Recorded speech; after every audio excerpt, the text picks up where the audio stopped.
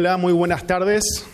Es un placer a nombre de Fundación Ecuador Libre darles las bienvenidas a todos ustedes. Tenemos un lleno completo, así que muchas gracias por haberse dado la ocasión de venir y compartir con nosotros este momento.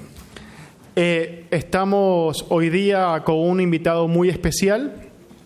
Su nombre es Roberto Ampuero, nació en Valparaíso en 1953. Son aquellos años en que comienza y se intensifica la Guerra Fría, la competencia entre dos potencias, Estados Unidos y la Unión Soviética, entre dos visiones del mundo diametralmente opuestas, entre capitalismo y socialismo. En América Latina, como en el resto del mundo, empiezan años de polarización ideológica. La izquierda se radicaliza, se torna violenta, patrocinada por Moscú. La derecha hace lo mismo, encomiada desde Washington. Unos años después, en 1959, unos barbones grandilocuentes toman el poder en Cuba, con Fidel Castro a la cabeza. Los jóvenes del mundo entero sintieron una sobredosis de idealismo. La vía armada se convierte en la ruta de un mundo mejor. Ese es el contexto en el que crece nuestro invitado. Y como muchos jóvenes de su época, cede a la tentación mesiánica. Y ello lo lleva a un periplo intelectual, político y cultural por Chile, Alemania y Cuba, que relata detalladamente en su libro, quizás el más afamado, llamado Mis años verde olivo, donde nos cuenta su desencantamiento con el socialismo durante los años que pasó viviendo en Cuba, cercano al régimen fidelista.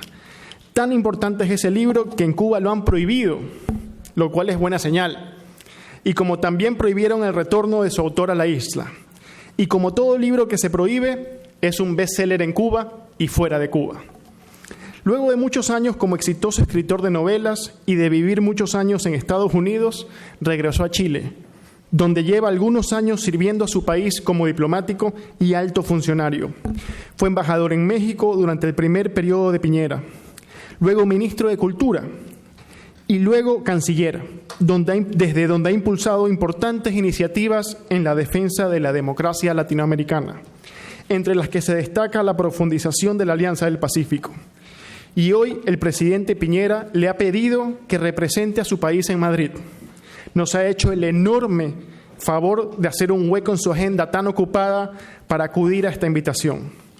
Creo que no queda duda del peso intelectual y moral de nuestro invitado. Hoy les agradezco mucho por estar aquí. Lo tenemos, como les digo, una persona que tiene una relevancia muy importante para aquellos que creemos en la libertad. Lo van a escuchar en pocos minutos, luego de una bienvenida de Joaquín Hernández, rector de esta universidad, y luego de Guillermo Lasso, presidente de Fundación Ecuador Libre. Doy la palabra al señor rector de la universidad.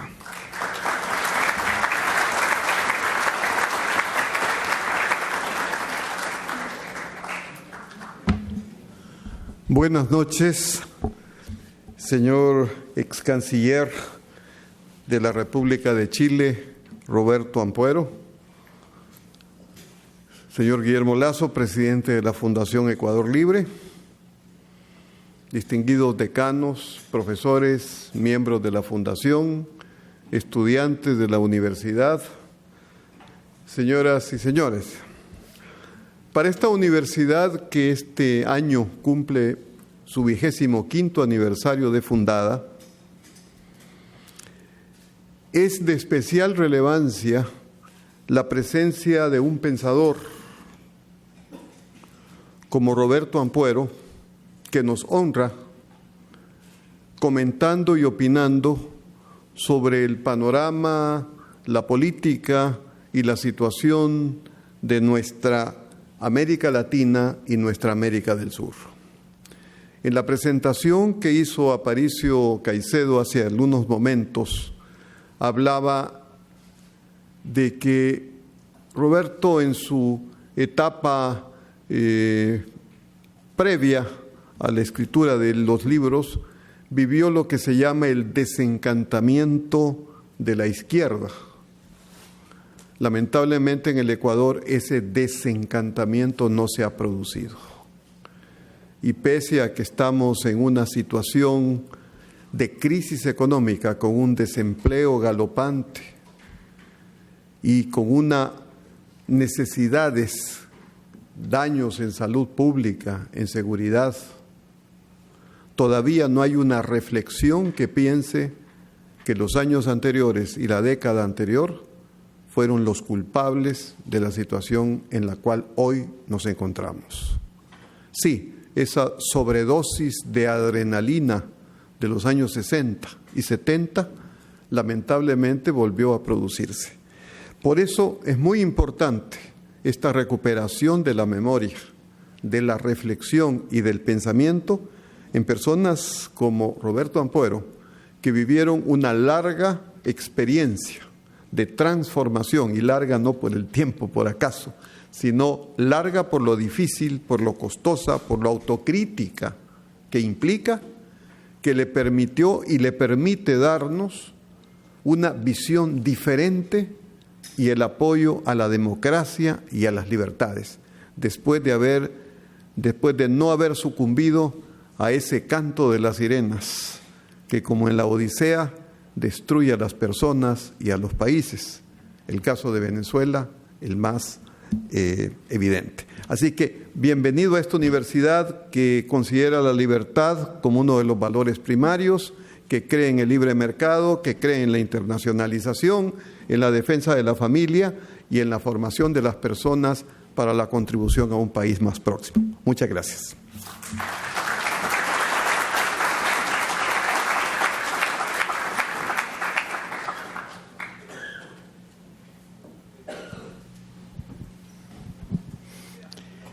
Queridos amigos, señor rector de la universidad, querido Aparicio, querido Roberto, muchas gracias por estar aquí esta noche para poder compartir algunas de las ideas de este gran amigo nuestro que es Roberto Ampuero.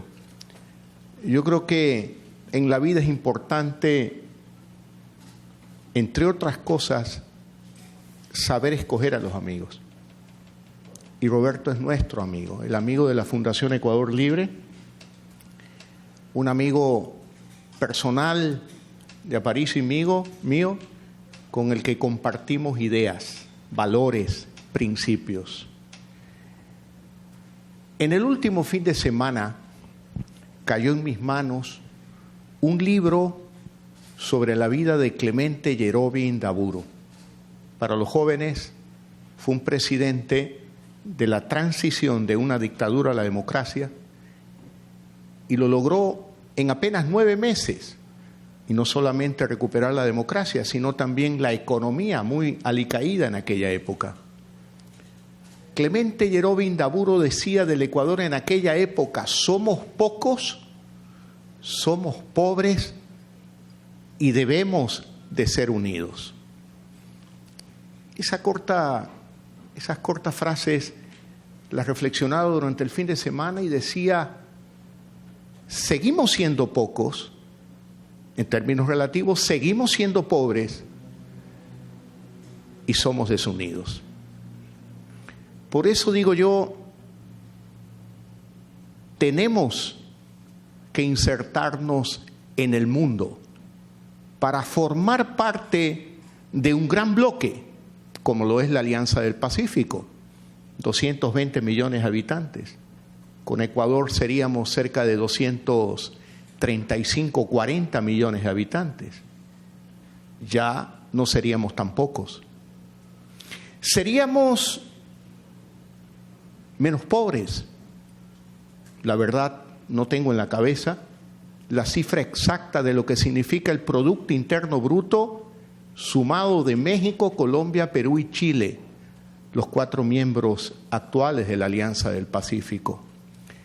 Pero se nos abriría un gran mundo de oportunidades, no solamente con aquellos países, sino con el Asia-Pacífico, donde conversábamos con Roberto al venir a la universidad y me decía: es que ese también es nuestro territorio, porque estamos enfrente del Asia-Pacífico, cruzando el Océano Pacífico, nada más.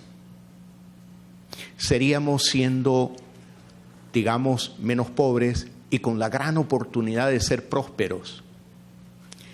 y seríamos probablemente más unidos, porque tendríamos desafíos globales que nos obligarían a unirnos para navegar en aguas difíciles, tormentosas. Seríamos más unidos. Por eso yo sostengo la necesidad de más Ecuador en el mundo y de más mundo en el Ecuador. Más banano, más flores, más cacao, más café, más espíritu emprendedor de los jóvenes ecuatorianos en el mundo y más innovación, tecnología, desarrollo, prosperidad del mundo aquí en Ecuador.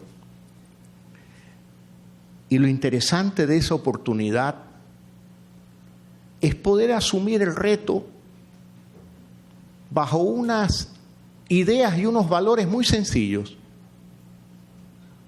Los valores liberales, el libre comercio, la libre inversión, la libre empresa. Pero la Alianza del Pacífico no solamente es comercio, no solamente es inversión. La Alianza del Pacífico también es la búsqueda de equidad de género, las oportunidades para los jóvenes en educación, para los jóvenes en emprendimiento. La Alianza del Pacífico no es pomposa. No, la UNASUR fue pomposa. Un gran edificio en Quito, pagado por el pobre Ecuador, con un monumento de un personaje del que ya conocemos sus andanzas ahora. No, la Alianza del Pacífico la promovieron el difunto presidente Alan García, el presidente Piñera, el presidente Felipe González y creo que Felipe Calderón también de Chile, de México, perdón. Y claro, ahí no hay grandes edificios, ahí hay resultados. Es la octava economía del mundo como bloque. Y es allá donde tiene que ir el Ecuador.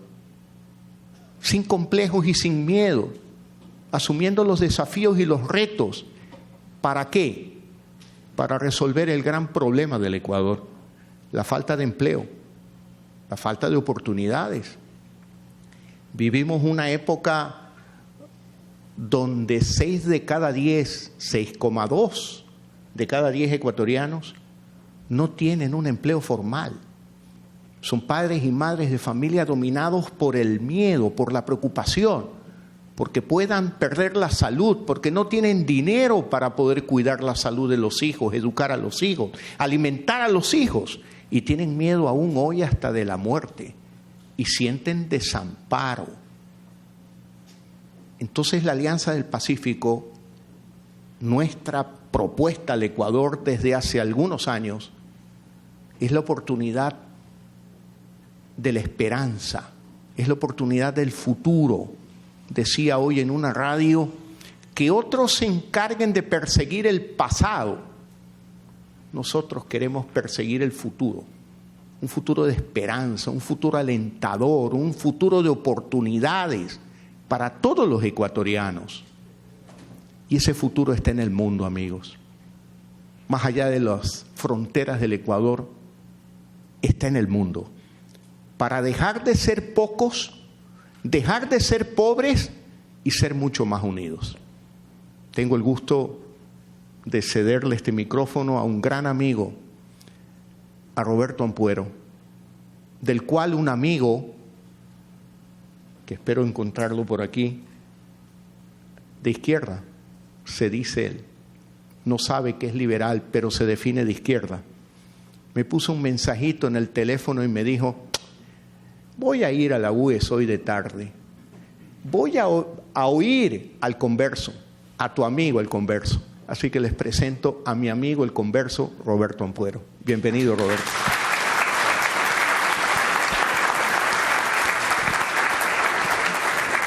Muchas gracias. Señor rector, autoridades, profesores, alumnos de la Universidad UES, estimado Guillermo y amigos de la Fundación, Ecuador Libre, y el resto también de otros invitados que hay acá, que no alcanzo a distinguir en su especificidad, pero les agradezco mucho a unos la invitación, al rector, a la Fundación, y a otros también su presencia. Les voy a contar que en lugar de una conferencia, lo que yo quiero hacer hoy es compartir algunas reflexiones con ustedes. Y les voy a explicar por qué modifiqué lo de conferencia y en realidad a última hora. La invitación que yo recibí de la Fundación fue una que me llegó inmediatamente después o pocos días después de yo haber terminado mi función como canciller de la República de Chile por un reajuste ministerial que estimó necesario hacer el presidente de la República, Sebastián Piñera. Y en ese momento me llega, que es un momento muy especial, me llega esta invitación.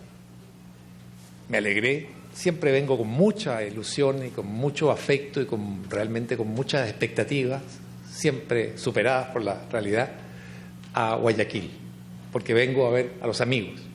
Y dije, es un buen momento para ir. Voy a ir como ex canciller, voy a ir como escritor. Y en realidad uno como ex canciller de una república, no tiene por qué ser Chile o de otra, y esto lo quiero compartir con ustedes, tiene ciertas reglas que respetar al referirse, ¿verdad?, a la política exterior. Pero dije, voy feliz, encantado a Guayaquil. Lo que pasó, además, durante este periodo en que estábamos preparando la visita, es que el presidente, que me lo había anunciado hace un tiempo, me encarga la tarea de ser el embajador de Chile en España, ante el Reino de España. El Consejo de Ministros de España entregó el beneplácito y, por lo tanto, hoy mi situación es ex canciller y hoy ya embajador en España.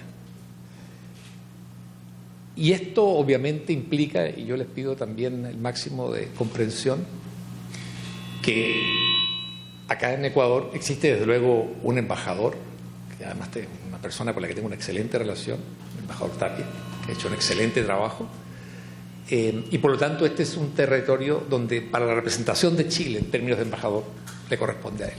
Entonces yo en este marco es que voy a conversar con ustedes y voy a hablar en términos generales y refiriéndome fundamentalmente a algunos temas que están tratados y están por los expertos y están siendo abordados también por la prensa y por los especialistas, ¿verdad?, que se dedican en el mundo académico a estos casos.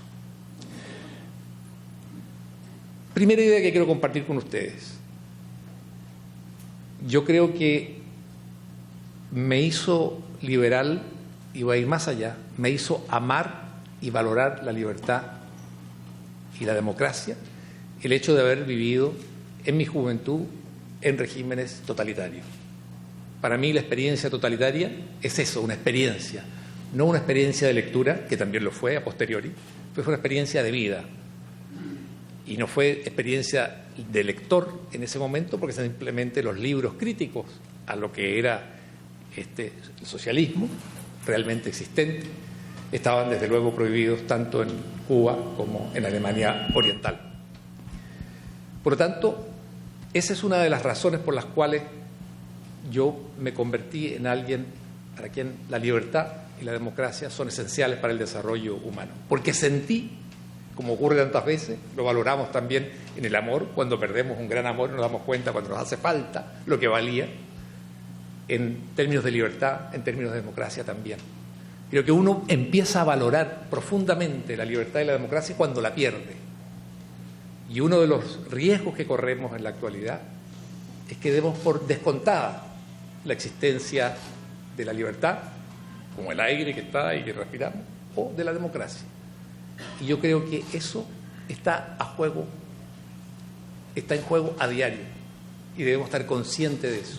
Y eso implica una responsabilidad como ciudadano, implica exigencias como ciudadano, implica estar mejor informado de lo que acontece en el país y en el mundo, y asumir una responsabilidad y defender las ideas. Muchas veces tomamos, como dicen, ¿verdad?, nuestros amigos en Estados Unidos, for granted, todo esto que tenemos. Por ese lado, entonces, tuve un cambio por la experiencia misma. Y por el otro lado, valoré la libertad y la democracia por el hecho tan sencillo de ser un novelista. Porque un novelista, un artista, lo que necesita indudablemente es primero libertad. Necesita poder crear aquello que cree que debe crear, sin pedir autorización ni permiso a nadie, y tener además la posibilidad, el derecho de ejercer aquello y de plantear sus ideas con la autoridad que da quien, ese individuo que es un artista o un escritor, por el hecho de ser un individuo, una persona, tiene esos derechos. Y para mí eso fue también un poderoso elemento que tenía que ver con la ficción y con el desarrollo de la ficción para tomar decisiones en el campo político. Y por eso dejé de ser comunista y fui desarrollándome hacia las posiciones liberales. Estos dos elementos quería subrayarlo, porque cuando uno fue canciller o es embajador, pero ha sido y siente que es escritor, sigue siéndolo, o si es pintor o escultor o economista, lo sigue siendo. Y en ese sentido lo llevo dentro. Y creo que una de las razones por las cuales está tan vinculada también la ficción o la novela con la libertad es con algo que Mario Vargas Llosa analiza muy sabiamente y en forma muy gráfica y muy plástica, cuando dice: yo creo que amamos novelas, y yo agregaría, o películas, o cuentos, porque a través de ellas podemos saltar los límites de nuestra propia experiencia individual y ser otras personas. A través de una novela o de una buena película podemos ser, ¿verdad?, un campesino, un obrero, un ingeniero, un ejecutivo, una mujer, un joven, un niño. Esa libertad es algo muy apetecido para cada uno de nosotros, porque en realidad, si lo pensamos bien, desde que nacemos estamos condenados a vivir entre este espacio geográfico tan breve y minúsculo que va desde la cabeza hasta la punta de los pies. No hay otra forma de ver el mundo, de sentirlo, como lo sienten otros, si no es a través de la literatura, el arte, las artes en general. Otro segundo punto que me gustaría abordar con ustedes es la importancia de recuperar y conmemorar celebraciones o hechos históricos de peso y de efecto en lo que es la lucha por la libertad y el triunfo de la libertad. Y creo que muchas veces los liberales, gente de derecha, gente de centro derecha, gente de centro, descuida este valor de la celebración o la conmemoración de acontecimientos importantes. Y en ese sentido me gustaría, y lo conversábamos hoy con Guillermo, preguntar cuántos de nosotros nos hemos planteado que este 9 de noviembre se cumplen 30 años de la caída del muro. Para gente joven como la que veo aquí, 30 años puede ser mucho, pero en realidad para la historia humana es un periodo muy breve. Es como el último segundo, el último parpadeo del presente. Hace 30 años, en noviembre 9, cayó el muro de Berlín. Y decimos mal cuando decimos cayó o se desplomó.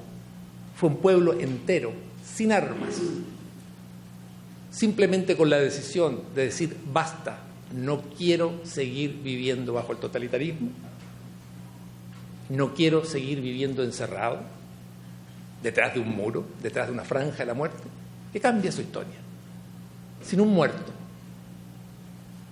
Eso es expresión de un triunfo también que tiene que ver con lo cultural, con lo político y con lo espiritual pero con un aporte también a quienes son amantes de las ideas de la libertad. Y es un reto para quienes se identifican con las ideas de la libertad y también con la democracia, el hecho de decir, ¿qué voy a hacer yo para el 30, para el noviembre 9, para el 30º aniversario de esto? O me da lo mismo, o no es tan importante, total ocurrió tan lejos de acá y hace tanto tiempo.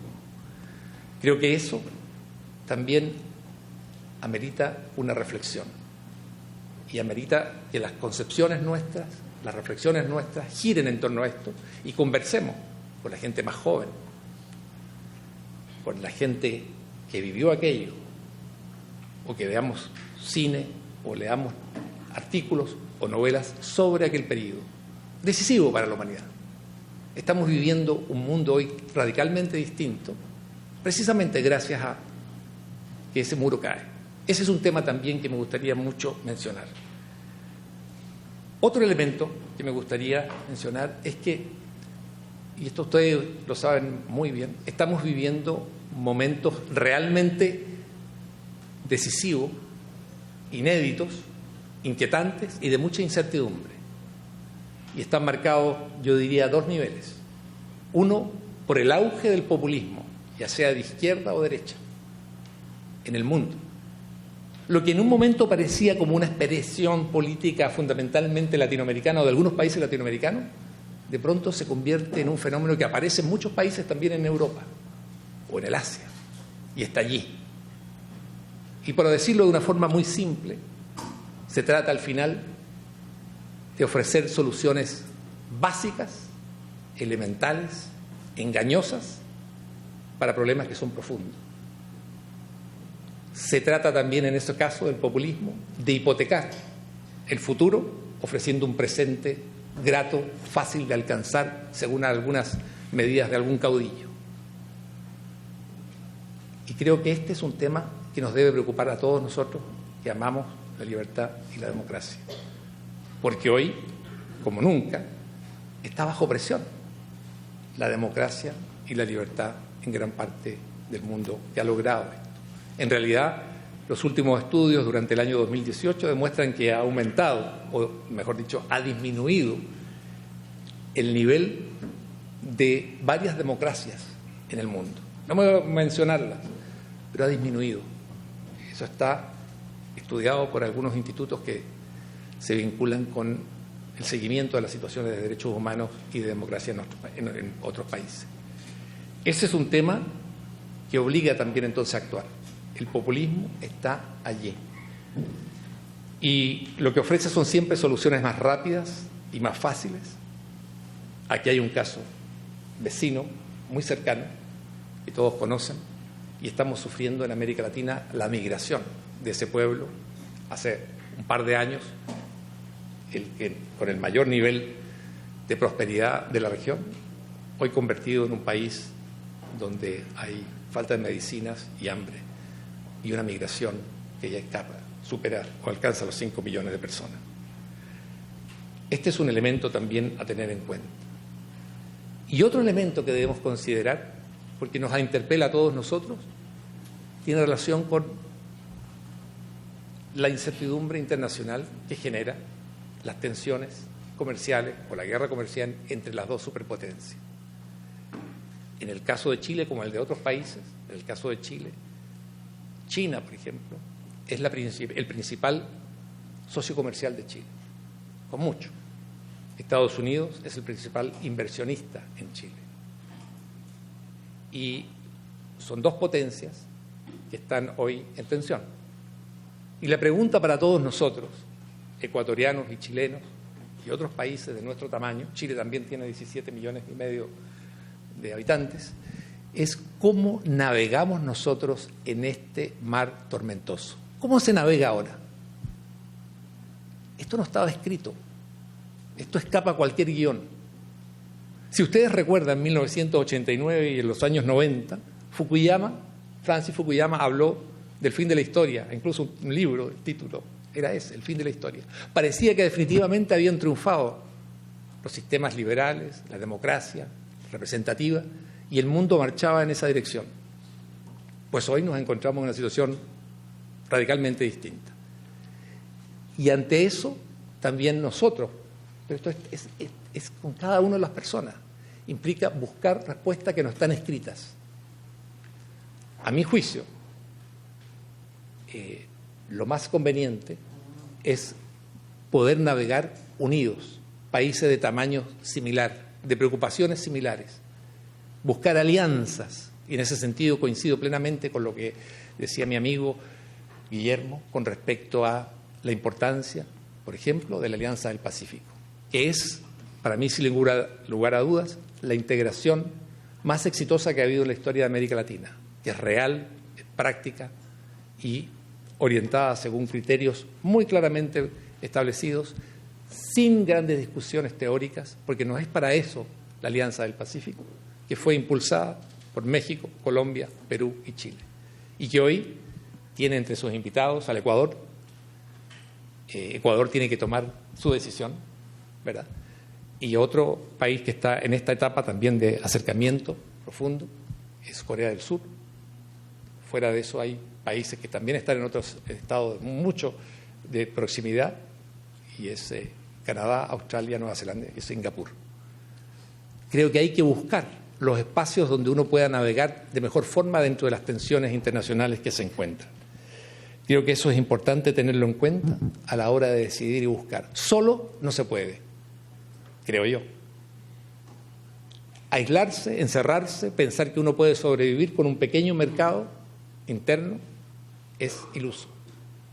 Entonces yo creo que hay que aprovechar estas oportunidades que ofrece la Alianza del Pacífico, que va y busca una integración real que incorpora, entre otras cosas, todo lo que es el desafío digital, el desafío de integrar mejor las fronteras, integrar mejor las aduanas, la cooperación académica, la cooperación empresarial, el desarrollo también de la mujer y los temas de género, para que se vayan eliminando y reduciendo las brechas de diferencia que hay entre hombres y mujeres en nuestra sociedad, y que buscan también una mayor énfasis en las telecomunicaciones, en una mejor integración a todo nivel. Creo que esos son temas que debemos tener en cuenta. Quiero, para ir terminando esta parte de la conversación o de las reflexiones, decirles que hay un elemento que los políticos ya no tocan y que sería interesante que uno lo planteara. Y es el tema que a mi juicio es central en la política, que tiene que ver con algo tan sencillo, pero que se ha ido desperfilando, como que al final la política lo que debe tratar es de crear las condiciones para que las personas, los seres humanos sean felices, seamos felices. No según una fórmula, un dogma, porque cada uno sabe cómo es feliz. No es una tarea de un partido, de un gobierno establecerlo. Pero ese objetivo, que en realidad, si ustedes lo piensan bien, viene desde la época de Epicuro, de los estoicos, como un tema, ¿no?, de la búsqueda de la felicidad, es un tema que se ha ido perdiendo o ha ido pasando a manos de mucha gente que se convierte en charlatanes sobre la felicidad. Pero al final, la política debería estar en esa función, no en definir la felicidad, no tampoco en establecer, ¿verdad?, las condiciones por las cuales uno va a ser feliz, sino que ofrecer el marco, las facilidades, las oportunidades, para que la gente pueda ser feliz y hacer realidad sus sueños. De eso se trata al final. Y también creo que ese es un tema, y está muy íntimamente vinculado con la amenaza populista, es cómo se logra la unidad nacional en torno a un sueño, a un ideal compartido. O solamente nos unimos cuando juega nuestra selección de fútbol o cuando ocurre una gran catástrofe. ¿Hay posibilidades reales de unirse en torno a otras tareas, en torno a un sueño que inspiren a un país y podamos avanzar en una dirección determinada? Y eso implica diálogo, y eso implica también tolerancia, y eso implica algo que es central para el liberal: saber y estar convencido de que nadie es dueño de la verdad, de que en esto, en política, sí que no hay verdades reveladas, de que la verdad y la razón puede estar distribuida, repartida, y está. Y que un líder fecundo y efectivo está buscando. Yo disfruto mucho conversando con Guillermo porque siempre lo escucho con el oído atento a lo que está ocurriendo, lo que se está diciendo, las soluciones que se están discutiendo, las alternativas. Y pregunta y opina y quiere saber de América Latina y de Europa y del Asia cómo ven los otros los temas. Yo creo que esa es una postura profundamente importante. Para cerrar, quiero decirles que quienes están en política deben tener mucha conciencia de lo que significa el concepto de millennial y tomarlos con toda seriedad. Nunca antes en la historia de la humanidad gente tan joven estaba en condiciones de incidir y definir e influir sobre el desarrollo de un país.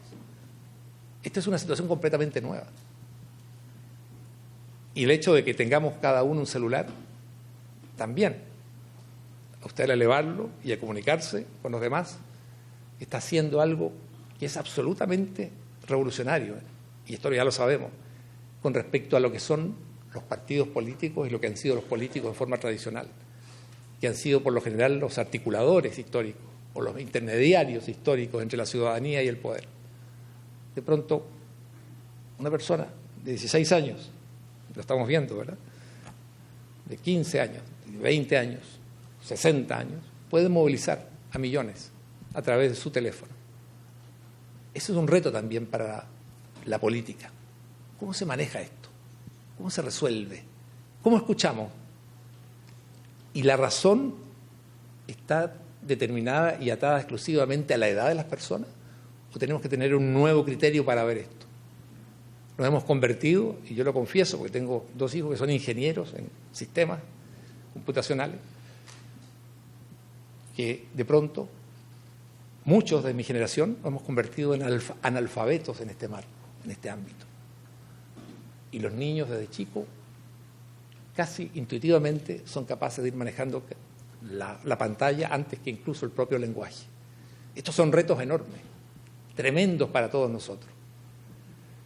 Y el tema, como latinoamericanos, como Ecuador, como Chile, es ¿cómo vamos a enfrentar esto? ¿Nos sumamos a esto? ¿Generamos las condiciones en la educación para poder adaptarnos a esta situación? ¿O nos encerramos? ¿O nos vamos a la defensiva? Pero por primera vez hay oportunidades tremendas. Y yo lo he visto con mucha claridad en Chile. Cómo ya no es necesario estar en Nueva York ni estar en Londres. Es posible, desde una pequeña aldea, simplemente comunicado, ¿verdad?, de gran forma con el mundo, de generar ideas, de generar alternativas, de generar proyectos, hacer fortuna, tener éxito o vivir simplemente de aquello. Entonces, estos temas que pareciera que son de futuro son en realidad del presente, porque ese es otro elemento adicional. El futuro empezó a tocar el presente ya. Y cuando uno viaja, me tocó viajar bastante al Asia. Chile tiene una relación muy privilegiada con el Asia. Chile se siente que es un país latinoamericano, pero al mismo tiempo pacífico, y por lo tanto está vinculado con el Asia. Siente que allí hay mensajes, hay señales que hay que tomar muy en serio. Y en ese sentido, también me ha impresionado la forma en cómo varios países del Asia están enfrentando este fenómeno y lo están marcando, lo están definiendo y yendo de líderes. Y en el otro mundo, Estados Unidos también ahí, ¿verdad?, todos conocemos, un centro de innovación tremenda. Y ese es nuestro reto ahora. ¿Cómo vamos a enfrentar esto? Cuando nos estamos preparando y ustedes se están preparando, recuérdenlo. Ya no es como antes, las generaciones anteriores, y ustedes lo saben muy bien, que ustedes se preparaban para interrelacionarse o competir con personas que vivían o en la misma ciudad, o en la misma región, o en el mismo país. No. Ahora es con el mundo entero, con un abogado, un ingeniero, un médico que está en la India, o que está en China, o que está en Estados Unidos, avanzando más rápido, más lento, al mismo ritmo que ustedes, y con el cual o con los cuales mañana o ya hoy están compitiendo. Estos son los retos que hay y que hay que enfrentar. Y lo dice muy bien Guillermo. El pasado es importante, pero que se ocupen otros de ello, porque las tareas del futuro que ya están en el presente son urgentes. Y en este sentido, yo quiero con ustedes cerrar mis palabras. Escuchemos y sigamos con mucha atención a los millennials, lo que está ahí, y también la exigencia y la demanda por diversidad. Muchas gracias.